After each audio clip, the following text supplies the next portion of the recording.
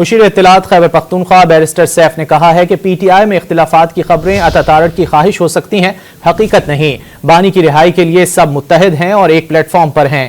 اتاتارڑ کے بیان پر رد عمل دیتے ہوئے بیرسٹر سیف نے کہا کہ عطا اللہ تارڑ چالاکیاں دکھانے کی ناکام کوشش نہ کریں۔ صوبائی وزراء اور پوری قیادت بانی پی ٹی آئی کے صرف ایک اشارے کی دوری پر ہے۔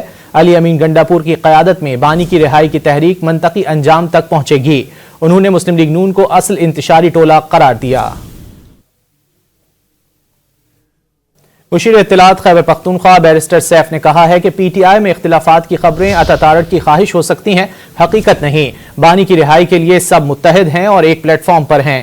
اتاتارڑ کے بیان پر رد عمل دیتے ہوئے بیرسٹر سیف نے کہا کہ عطا اللہ تارڑ چالاکیاں دکھانے کی ناکام کوشش نہ کریں۔ صوبائی وزراء اور پوری قیادت بانی پی ٹی آئی کے صرف ایک اشارے کی دوری پر ہے۔ علی امین گنڈاپور کی قیادت میں بانی کی رہائی کی تحریک منطقی انجام تک پہنچے گی۔ انہوں نے مسلم لیگ نون کو اصل انتشاری ٹولہ قرار دیا۔